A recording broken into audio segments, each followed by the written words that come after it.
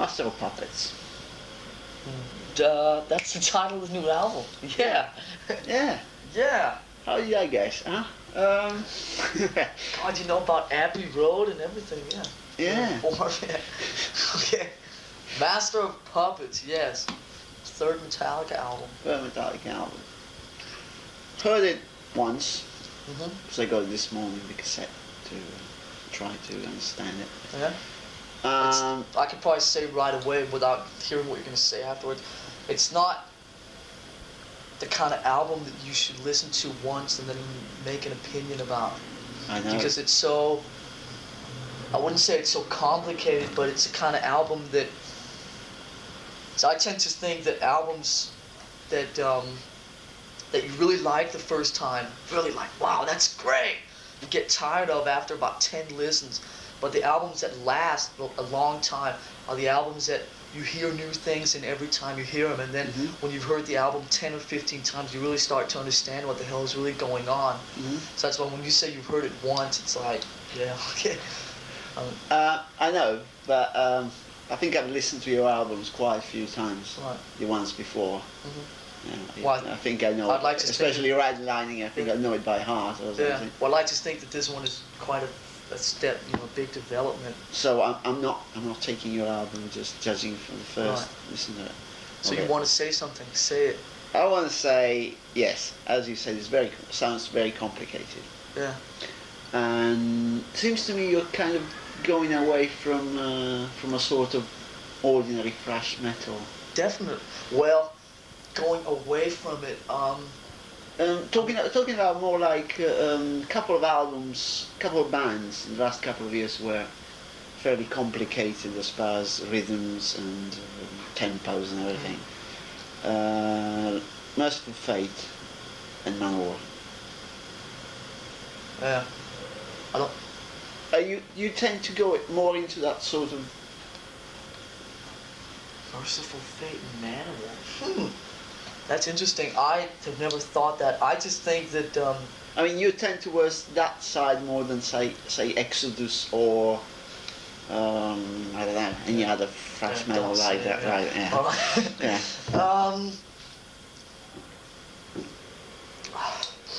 Yeah. Interesting. I've never thought of it that way. I think that what we've done on this third album is that I think we found a style on the last album that we were really. It was like a style, as you've noticed, as I hope you've noticed, that the difference between the first album and Ride the Lightning, the difference between the second album and Ride the Lightning is not as big as the difference between the first two albums. Right, yeah.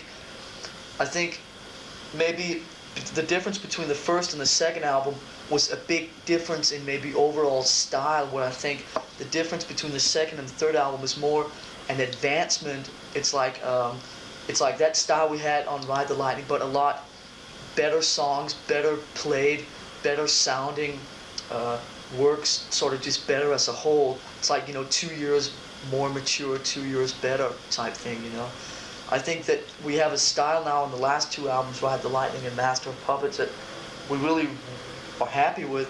And one of the reasons we're really happy with it, and I think it works so well for us, is we're not limiting ourselves to just one thing. Well, I think some of the bands you mentioned, well, a lot of the bands in that sort of thrash thing, don't need to mention any of the names, play very sort of narrow, and they can't really sort of go further out of the borders of what they're playing. It's very small. Well, I think maybe what you said, Merciful Fate and Manowar, I don't think, if that's your first opinion, I don't think that what we're doing has really. Well, in a very broad sense. I think, I'm not saying you sound like them, but yeah. I'm glad you said that. I can maybe see some of the musical, some of the musical things we do. Some of the big, say when we have a 3-minute piece of musical things going on with harmonies, I can maybe see the Merciful Fate connection a little bit, because they moved a lot around and doing things like that too. But I think we keep it. I'm not saying anything bad about them. I just think we keep it a little bit easier maybe to understand than some of the stuff they did, and for ourselves mainly. I mean, it's like we don't get so complicated and so lost in ourselves in some of those 3 or 4 minute musical pieces that we do, as I feel that, and then again, I just feel that Merciful Fate sometimes got lost, and it just got so complicated that it didn't really make any sense. Yeah, I think they got so complicated that when they were playing live, they couldn't get the same, couldn't do it the same. It was so, they could not make it at all. Yeah. Because they couldn't get the instruments to work like they were working the album, isn't it? I just think that I don't think we've given up on where we came from. I just think we've added a lot more, because I think the two sort of fast, speedy, I hate to use the word thrashy, but I will anyway. The two sort of speedy, thrashy songs on the album, Battery and Damage Incorporated, I think are just taking of where we came from, sort of. It's like if you go back it's like the roots of 3 years ago, just done 3 or 4 years better. Yeah. And they work better, songs are played a lot better. They're, I think, keep getting more aggressive, those songs. But I think without moving away from that, we've just expanded what we do. And what I'm saying is that I think what Metallica does, if the two sort of furthest, the two extremes on the album are so far away that we have so much room to move in there with what we want to do, and we're not really pinned down by anyone or by ourselves to sort of, I know of some bands that have problems. Some bands, there's no reason to say the name of it, but I know a band that have done about 12 albums, right? And all the albums have been pretty much within just sort of a narrow thing. And now I've heard they have some problems with a new album, because it's like maybe they're just simply run dry of things to do within that sort of little space that they've played. You can say the name if you want. Well, I don't see any reason to. But, no, I'm interested personally. I'm not going to put it in there, but. Well, I've heard that there's some stuff. Judas Priest have always, Judas Priest's last 5 albums, they've been very sort of compact with where they've moved. And I think what we're doing is, and it's not, as I've said a million times before, it's not really purposely, but I just think that the way we've written the songs for the new album and the way we've done the last 2 albums is just, it's so wide that we're not sort of tied down to any one thing. That it's, what we do on the next album, we can go in any of those directions that we want. We're not really tied down. It's really great to have that sense of sort of movement and freedom. I think that most of this speedy thrash, whatever, metal, they all tend to have the same pattern going on and on and on. It's just a matter of speed. Yeah. Either it's very fast or it's That's semi-fast or it's slow, but it's the same sort of thing with a guitar solo here and there. Well, we try and that's it. Yeah, we try and. Well, for you, it's great to hear like an acoustic guitar and a lot of instrumental, and then you go very fast, and then you stop, and you go back, and it's all. It sounds. Also, I mean, like I've also said before, if you mix some of the fast stuff up with some slower, different, intricate stuff, that makes a fast stuff seem even faster. So if you do all fast songs, then it's just another fast song. But I think we've managed to just do so many different things. I think they all sound like Metallica in a way, but it's all just very varied stuff. I mean, the album's actually like right. If you take, a few of the just, like take, for instance, let's see if we got it worth it. 1, 2, 3, power. Okay, not much power happening at all. Why is there not much any power? Oh no, that's why. Okay. Whoa. Okay. See, like if you take this is our album, yeah. If you take, for instance, this. Get some volume.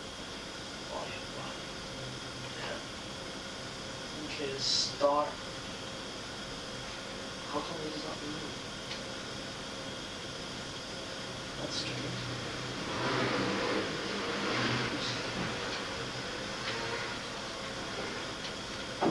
It's not working. Maybe because it's connected.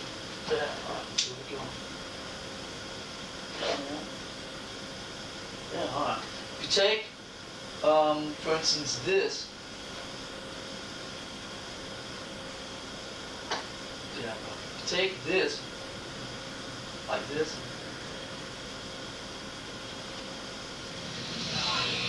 Like this, right? That.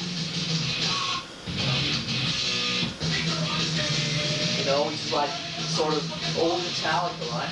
Yeah. And you take this and here. Like it's better. I mean, it's like, it's so far apart, the moods are so different. That's like, we have all that room to move, and all that room is in all the other songs, you know? All the room is, you know, in, you know, here, you know, slow stuff, and, you know, slow, you know, more traditional Metallica stuff, and then, you know, there's stuff like this right here.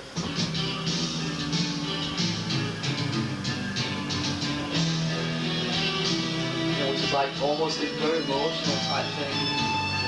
And there's actually, it's James singing. People don't think this is James singing.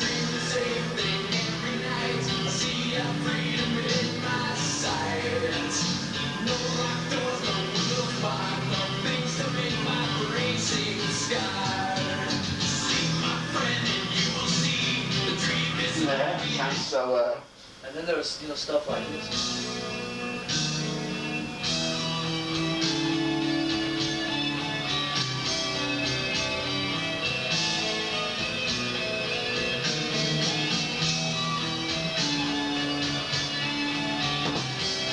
At the same time, you know, 2 seconds later, it's like, Yeah. so I mean, what I'm just trying to say is that, you know, we just, I'm really happy about the situation because it's like, we're just not tied down to one thing. I think that's really going to work good for us over the next couple of years because we're not sort of, people are not going to expect only one thing from us. Can you say that? Say Call of Cthulhu. Cthulhu. Yeah. Was like all these ideas. That's an interesting point. Never thought of it that way, but I'll Because it's got a lot of Yeah. changes and it's all just instrumental. I think there are songs on this album. I think a song like Master of Puppets, a title track, is a lot of these ideas thrown into one song. Yeah. But then again, it's not.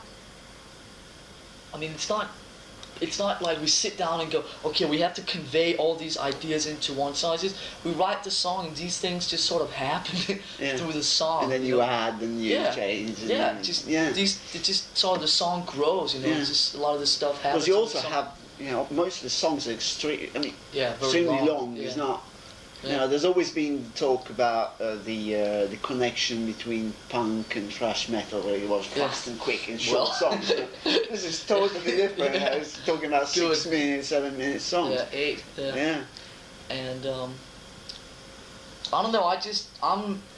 See, we worked on this album for 6 months, and it's like when you're working on it the whole time, you sometimes tend to lose track of what you're doing and where you are. And we finished mixing it about 3.5 weeks in LA, 3.5 weeks ago in LA. And now when I sit back and listen to the album, now that it's like all over, you know?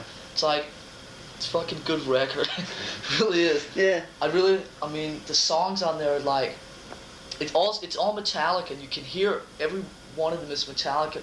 But it's just it's got there's just so many different moods and feels, and there's a lot of power. I think we found, that you don't have, like I've said before, you don't have to play really fast to be powerful. And I think, you know, the whole thing is powerful in different moods. You know, you can be even powerful through emotion. You know, being really emotional. You know. Do you So yeah, obviously when you listen to the album, it's also structured and everything.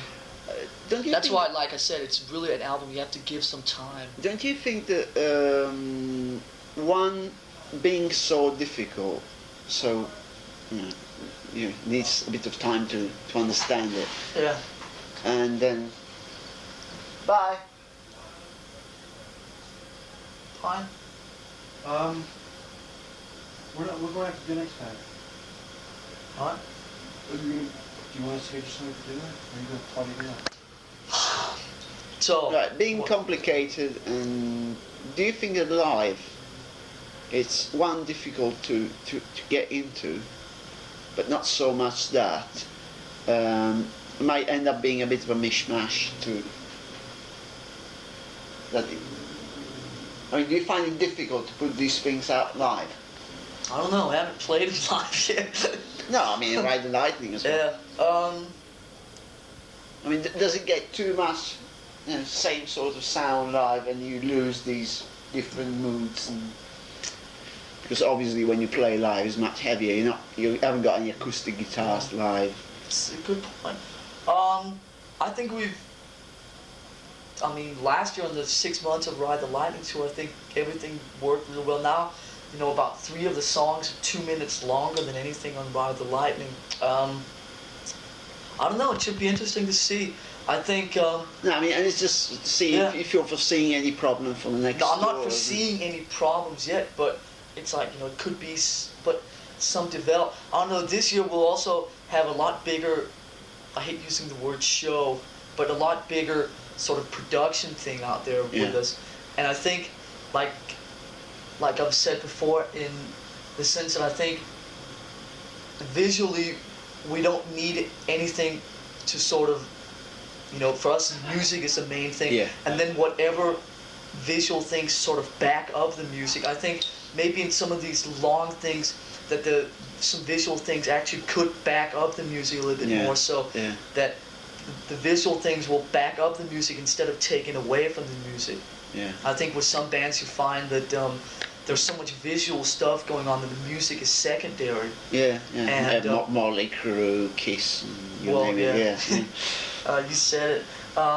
But with us, I mean, the music is the main thing, and then I think we can, and we're working on now, making some visual things that will sort of back up what we do instead of being so blatant that it takes away from the whole thing, Yeah. I don't foresee too many problems. Well, you're going on the road with Ozzy. We'd start on March 28th with Ozzy in America. We'll do that for 5 months. But in the situation there, we're only warm up. We'll only be doing, 50 minutes maybe. And I tell you, it was funny because I just came back from Spain yesterday. I was sitting on the plane. Didn't have anything to do, so I started thinking about the set, what we're going to do when we have 50 minutes for Ozzy, right? It's like now we have 3 albums. It's like you get to the point where there's certain songs you have to do because they're big and we enjoy playing them and people enjoy hearing them and so forth. And also when you're out promoting a new album, there's certain songs. There's certain songs you have to do because you're out promoting a new album, so you don't want to forget about the new album. But we'll probably get 50 minutes, 55 at the most. If you get 2 of the songs that are 8 minutes long, it's like I sat down with this. I sat down with this and I tried to make it all work. Yeah. It was fucking difficult. It's pretty funny. I mean, I don't know what we're going to do. We're going to have to think of... I mean, when we headline Europe, which we will in the middle of September through November, it's no problem because we'll play hour and a half, hour 40 minutes. Yeah. But when we only have 50 minutes, like, what 6 songs do we play that will sort of satisfy our want to expression a lot of different sides about what we do, and also if people want to hear Creeping Death and Whiplash and Secret Destroy, it's like, what the fuck do we do? Yeah, especially because Whiplash has got the big solo, the bass intro, which is quite long. Yeah. So I was talking to Kirk on the phone last night, and we were coming up with the idea that maybe Kirk and Cliff could do like Creeping Death, and then me and James could do another song, and then we could print out the tickets. If you want to hear stuff from the first 2 albums, you can sit on the right side. If you want to hear stuff from the new album, you can sit on the left side. And me and James will play the new album while the other guys are playing some of the old stuff. That way we can do, an hour and a half over 45 minutes. Yeah. One channel, yeah. Right, yeah. So we'll have to see what happens. It's going to be quite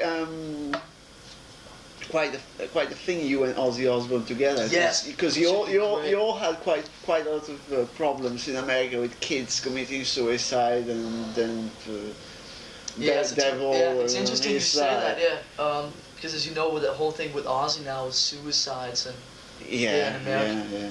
It's an interesting. You had one as well. Yes, we had. And I'm sure that I'm sure this is not. I mean, I'm sure this is only the beginning. Unfortunately, I say that, but as you know, with the nature of our lyrics, I think the lyrics of James Wright, it's very, very easy for a lot of average thinking people to misunderstand what the lyrics are about and misunderstand what we as a group are trying to express through some of these songs that James puts on paper. And I think, like I was having a big talk with Peter the other day, I think that the bigger we get in America, and with this album and this tour, I mean, in a year's time we'll probably be a major band in America. The way there's a lot of excitement, a lot of, it's like you can just, and I'm not saying this to sort of brag or anything, I'm just saying it's like you can feel it. It's like, I'm not saying, oh, we're going to be big in a minute, but I mean, it's something that you can just sense. It's like it's there. It's like it's waiting to sort of just break out. And the band the last 2 years in Europe were like up there already, you know, fairly major, big, because it doesn't make a difference if you're on what kind of label you're on in Europe, because if you're happening, you're happening, right? But in America, it's really impossible to break sort of big time until you're a major label. It's a big territory. It takes time to right. So now that we've been with a major label for a year and a half, things just keep moving like this. And with the new album and that tour that we have in the States, it's like the buzz and the excitement there. It's just, you can feel it's there. And probably within a year's time, Metallica is going to be a major band in the States, the way, you know, almost up to like what Iron Maiden and so forth are in the States. And that's when I think that we're going to get a lot more of the stuff that we've tasted a little bit of, because I think it's very easy for people to, like I said, misunderstand some of the things that we're trying to say. But I think, you know, the lyrics on the last two albums, from our point of view, and we hope that people read them the way that we wanted to understand them. You know, but it's just, I think it's very easy for people to misunderstand that a lot of it is actually very, very offensive when, I mean, it's written very offensively, but it's not, it's more meant as a negative, it's sort of more underlying the negative aspects of some of these offensive things that go on around us, you know? Yeah. Which is, you know, what a lot of it's about. I foresee a lot of stuff happening over the next couple of years. So we're ready. We have the best lawyer we can get. We're standing there being ready.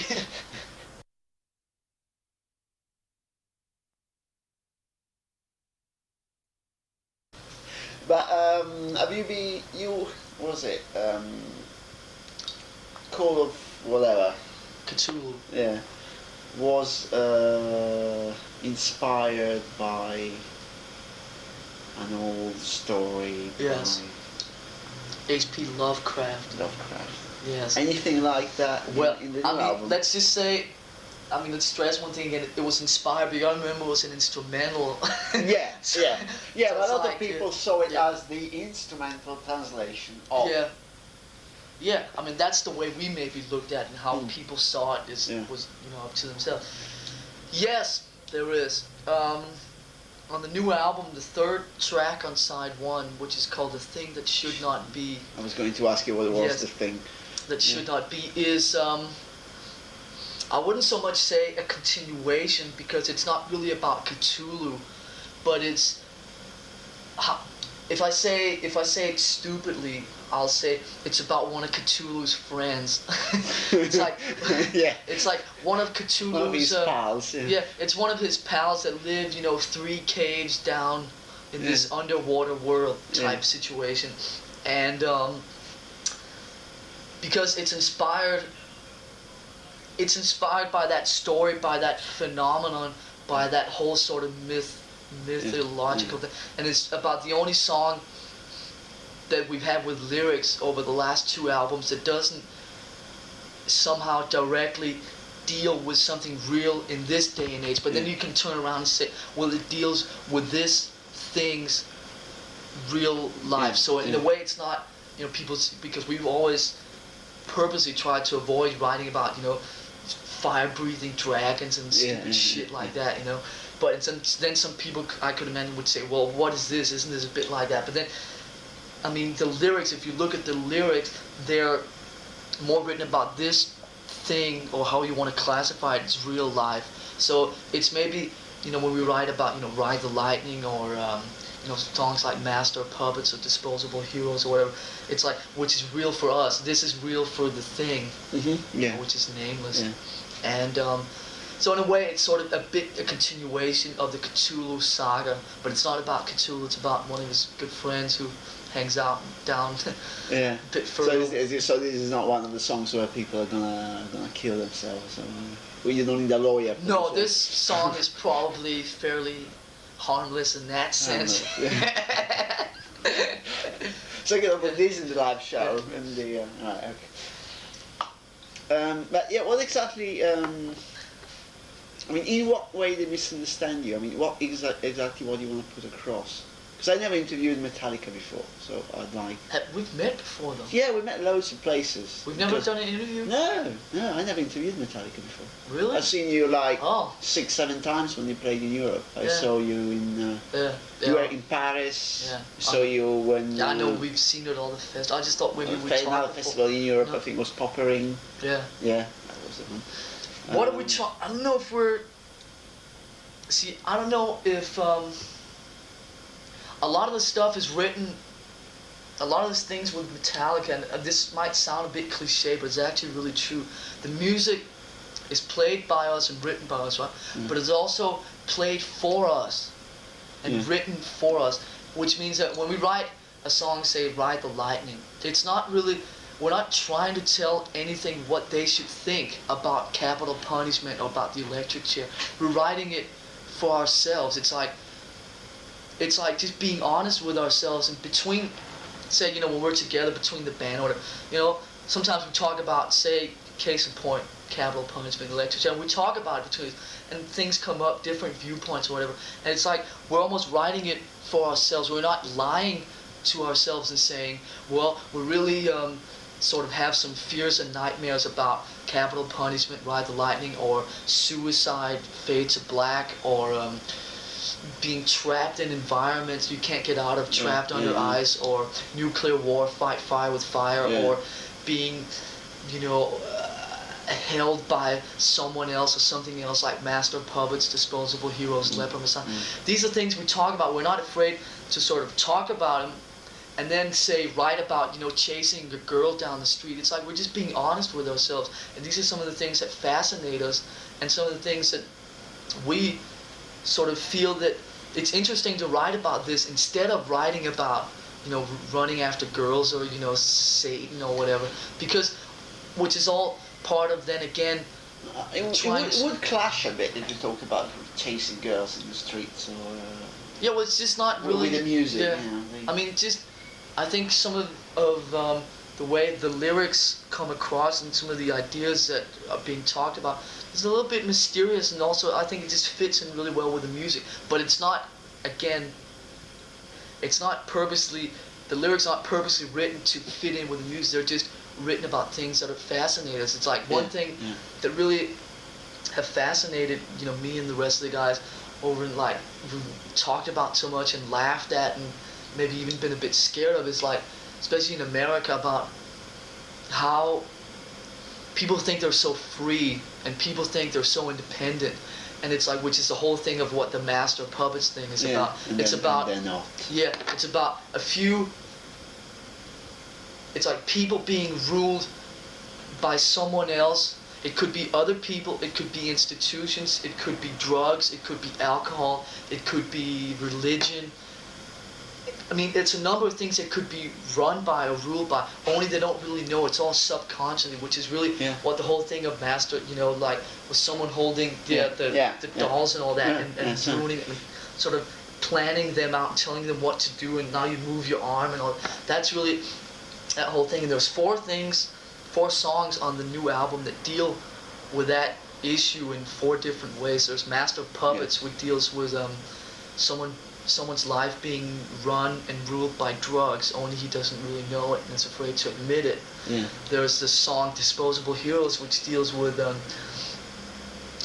young kid's life being sort of run by his parents and by the government, and them sort of being proud of him going out to war and fighting for all this stuff he doesn't know about. He's sort of just an extension of these people's war ideas and so forth. So he's a puppet in that sense. Then there's a song which people a lot of times find an interesting title. We have the title called Leper Messiah. Yes, second song of B-side. Yes, which is one thing, a lot of times at home in San Francisco, when me and James have been out, drinking all weekend or whatever, on Sunday night, just sort of sit on the couch, real burned out from the whole weekend. On Sunday night, American television, a lot of the channels, they have what is called sort of TV religion, or sort of, the proper word is evangelism, which is, they have a preacher on television preaching, the Word of God, speaking out of the Bible, talking about Jesus and whatever, right? And then it's really, really interesting. It's something that really has to be believed, seen to be believed. And then he talks about, if you send me money, you can go to heaven sooner. Well, I've seen some of those so-called new prophets, or and it's all preachers on TV going. And it just basically what it does is it works on people's sort of, just people are really ignorant, and they have this guy saying, I want your money. Well, I mean, he doesn't say it directly. He says, God needs your money to build more churches. So if you send your money to me, I will build the churches. So he goes and buys a swimming pool and a Cadillac, right? Yeah. And people think that they will go to heaven sooner or have a better heaven if they send money. And it's very, very, just people being very ignorant and being just very stupid, basically.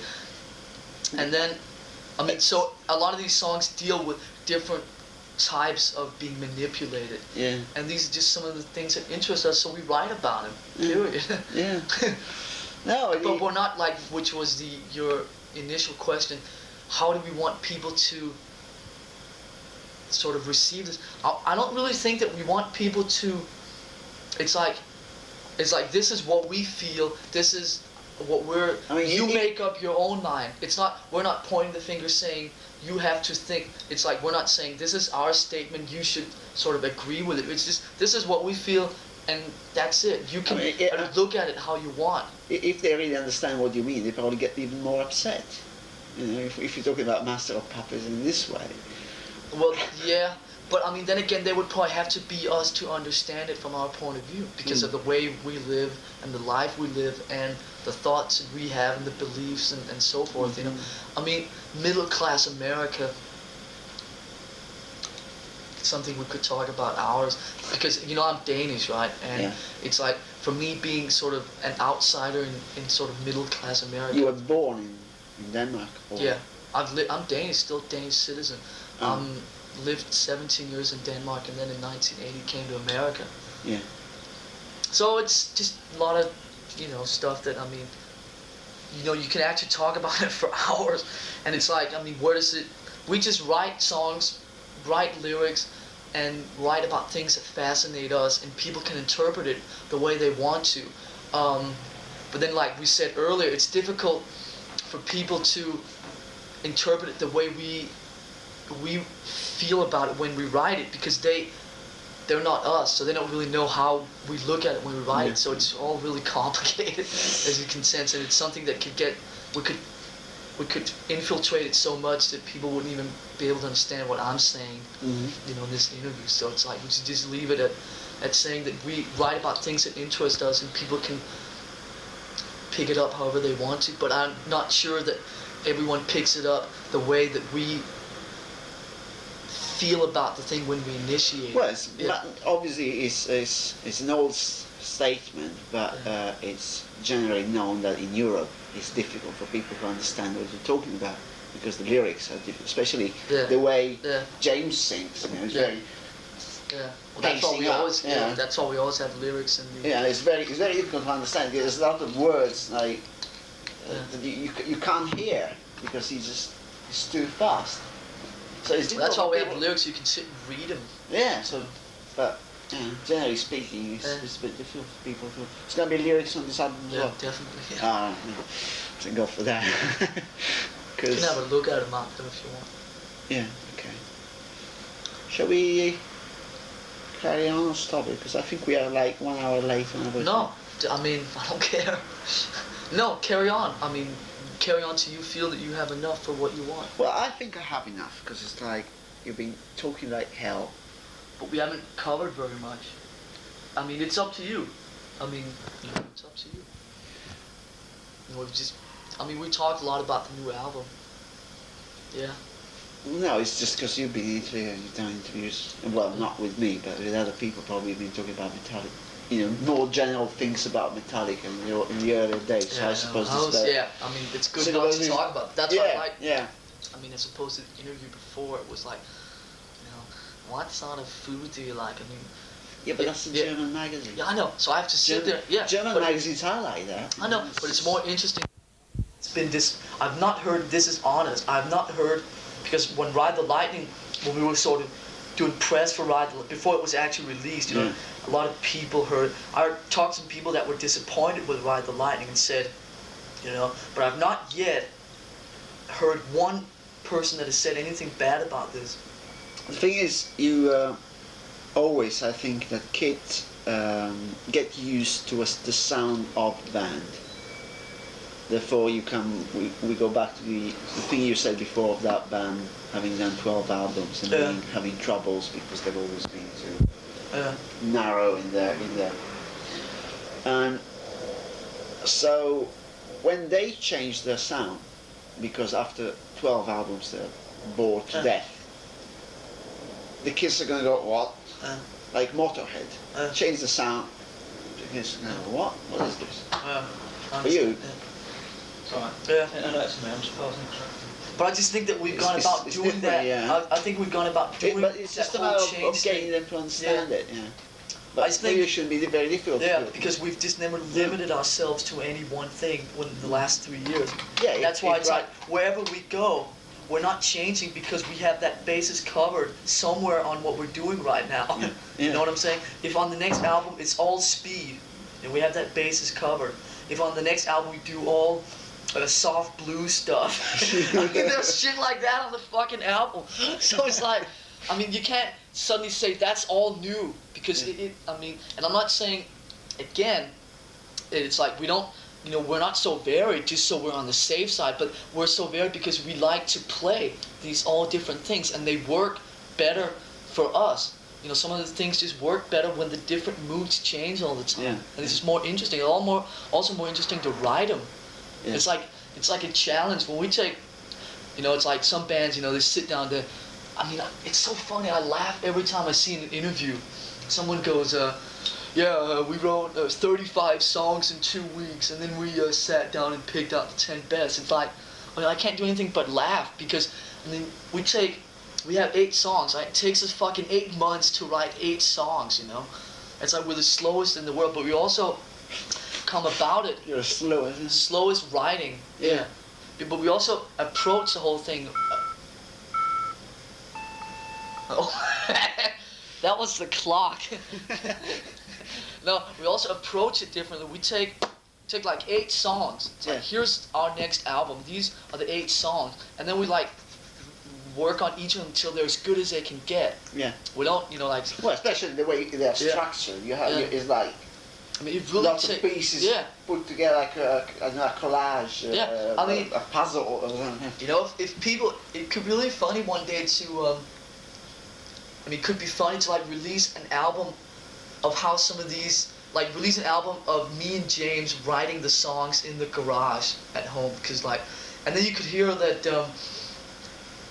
You hear 3 minutes of Damage Incorporated, right? Used to be in Disposable Heroes, and the whole middle part of Master of Puppets used to be in another song, and 3 minutes of something on the new album was left over from a song from the first album and things like that. Yeah, it's a collage. Yeah, it's like bits and pieces, tied together that just work the best as we can make them work. Well, I went to see Exciter in the studio. They're very nice guys. But then you go to listen to the mixing, right? And you listen to just the drum. It's just the same for the whole thing.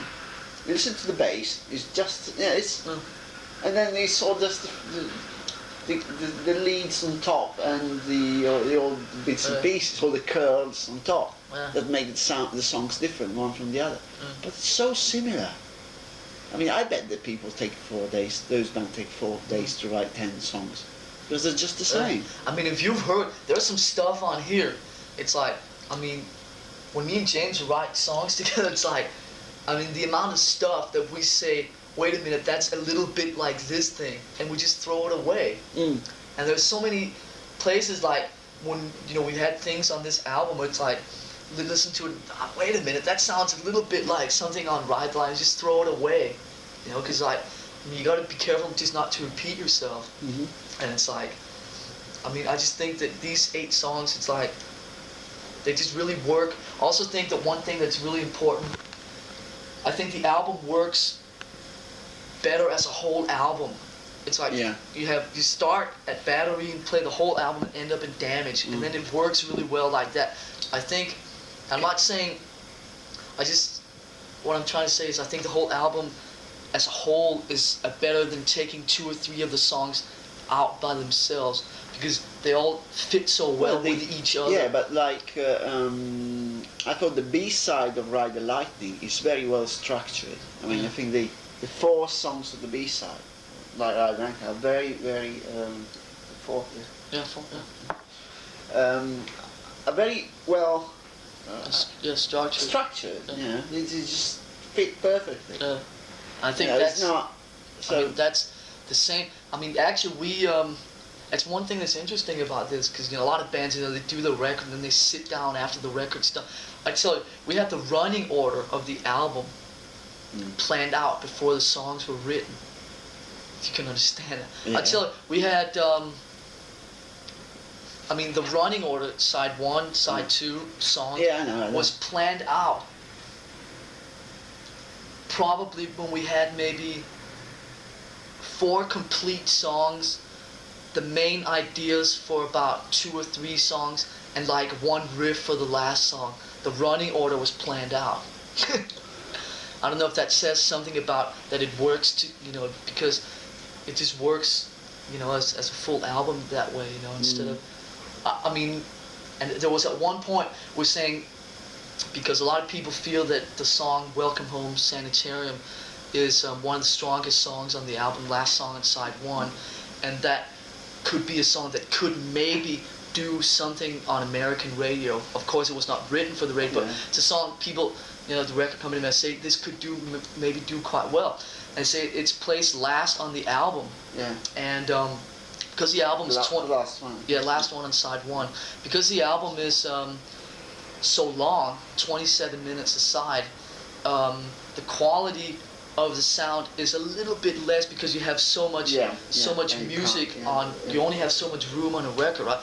So usually the songs that tend to suffer sound-wise are the last song, the further down you get on the record. So like the end of the album is maybe a little bit less sounding than the beginning of the album. Yeah, I know, And then Sanitarium was hanging out at the end of side 1, and people were going, why don't you try and move that around a little bit? And we sat down, and it was just like, it was impossible to move it.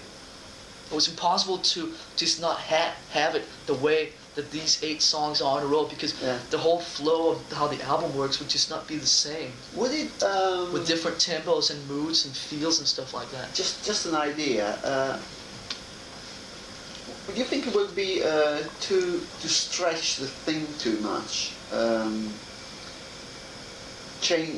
You have like a side, one song that lasts the whole side of an album. I mean, you ever thought of doing something like that? A big. No, I don't. No. You think you're stretching it too much? Yeah. I think. No, just came. I don't know. Now that, I mean, if I really think of it seriously, I think that would be really bad to do.